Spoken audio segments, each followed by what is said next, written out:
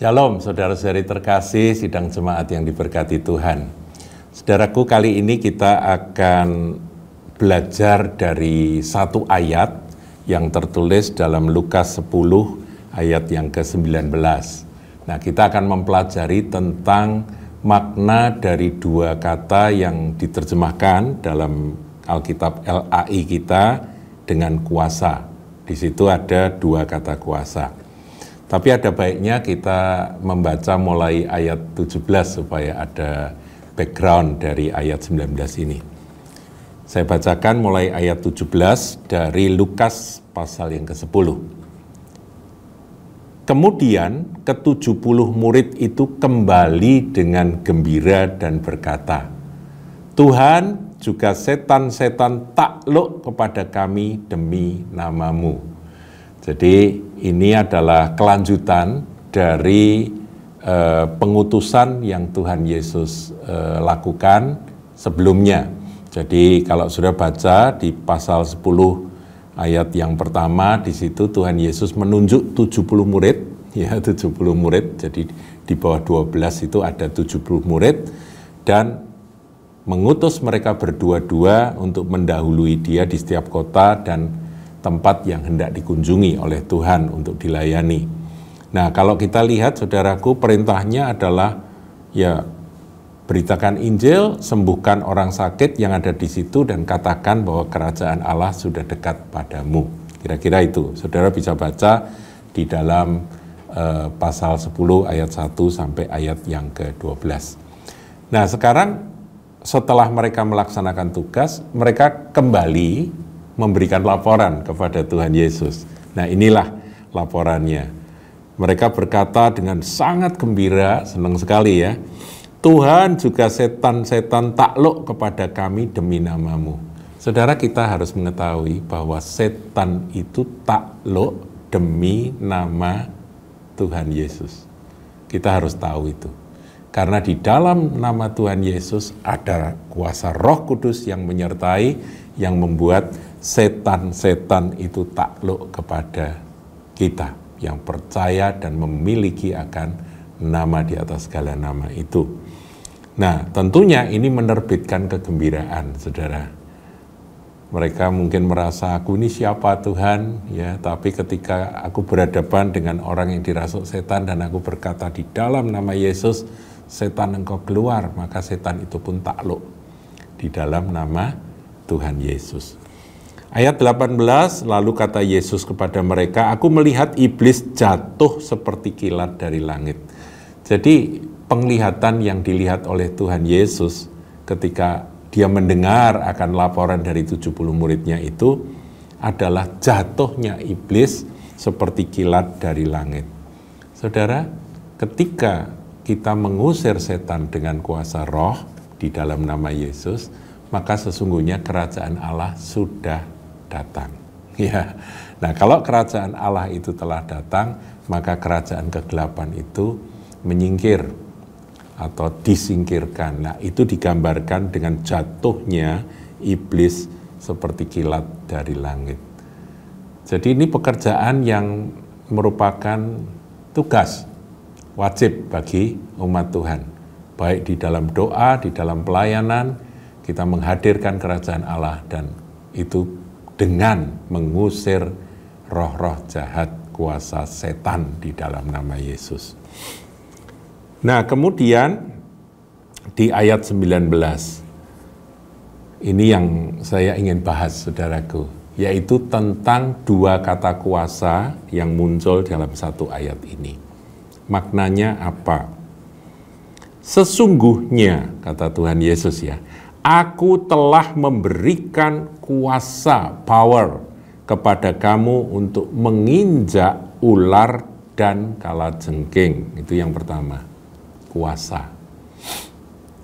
Kemudian, dan kuasa, muncul kuasa lagi, untuk menahan kekuatan musuh sehingga tidak ada yang akan membahayakan kamu.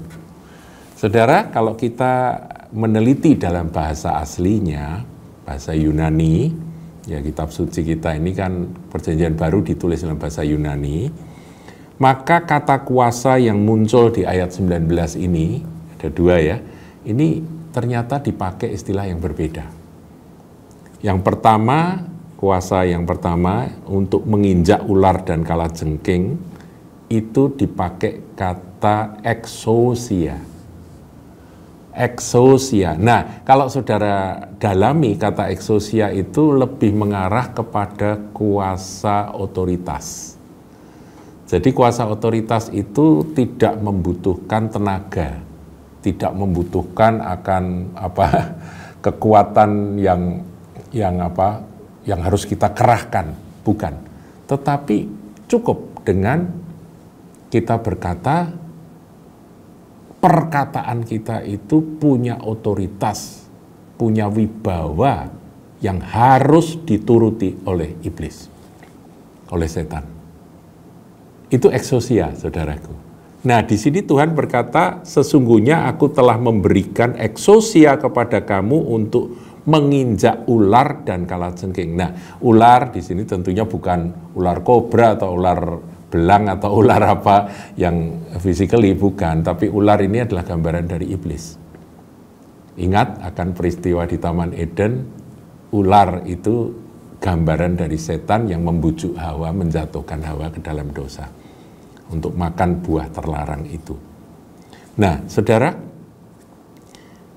jadi kita ini mengalahkan iblis, menginjak ular itu mengalahkan iblis, itu dengan exousia. Exousia itu begini, saudaraku, gambarannya ya. Ada seorang direktur perempuan, ya perempuan, tapi dia direktur utama dalam sebuah perusahaan. Badannya kecil, sudah cukup umur, jadi dia badannya lemah. Dia berkata, ini mesin ini tolong dipindahkan ke sana. Pertanyaan, apakah dia punya tenaga untuk memindahkan mesin itu ke tempat yang dia kehendaki?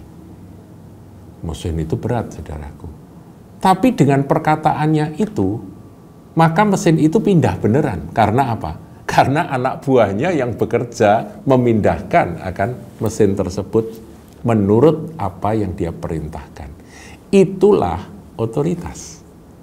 Dulu saya pernah juga memberikan ilustrasi tentang exousia atau otoritas itu seperti seorang polisi yang sudah cukup umur, badannya kurus ya, tetapi dia bisa nyetop akan truk yang melanggar aturan lalu lintas. Dengan peluitnya, dengan tangan begini, truk itu berhenti. Nah, pertanyaan, apakah dia dapat menahan truk itu untuk berhenti? Dengan badannya yang sudah cukup lanjut usia, Pak Polisi yang sudah umur ini dan badan yang kecil dan kurus ini, apakah dia bisa menahan? Nggak bisa. Oh, namanya truk, saudaraku, dump truk itu kan nggak bisa dihentikan. Lah, orangnya keker kayak apa juga tetap nggak bisa menghentikan. Tapi dengan otoritasnya dia sebagai seorang anggota polisi yang punya wewenang untuk menghentikan lalu lintas, menghentikan kendaraan yang berlalu lintas, maka dia dapat menghentikan itu dengan kode-kode di tangannya, dengan peluit yang dia tiup. Paham ya, saudaraku ya? Jadi itu bukan kekuatan tenaga yang super untuk seseorang itu bisa menaklukkan musuh. Enggak. Anda dan saya menginjak ular dan kalajengking. Kalau kalajengking itu kan gambaran dari binatang melata yang menyengat. Nah, itu gambaran dari roh-roh jahat, saudaraku ya. Roh-roh jahat, iblis itu digambarkan oleh ular dan kalajengking. Nah, kita punya kuasa atas setan, atas roh-roh jahat. Roh jahat yang menyengat pikiran orang sehingga pikiran jadi kacau dan kemudian orang bisa menjadi jahat sekali, bisa melakukan pembunuhan dan sebagainya. Itu roh jahatnya itu kita usir, kita taklukkan. Orang yang kesurupan, roh jahatnya itu menguasai orang itu, saudara ingat bahwa Anda punya exousia. Karena di sini sesungguhnya aku telah memberikan exousia atau wibawa atau otoritas kepada kamu untuk menginjak ular dan kalajengking. Dan otoritas ini sah, ada pada kita yang menjadi milik Kristus, yang menjadi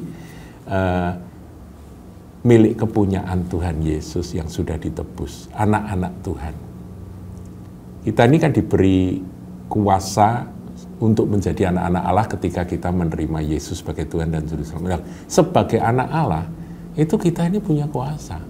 Seperti anak raja ya, pangeran itu kalau dia ngomong apa, itu terlaksana, saudaraku, apa yang dia omongkan. Karena apa?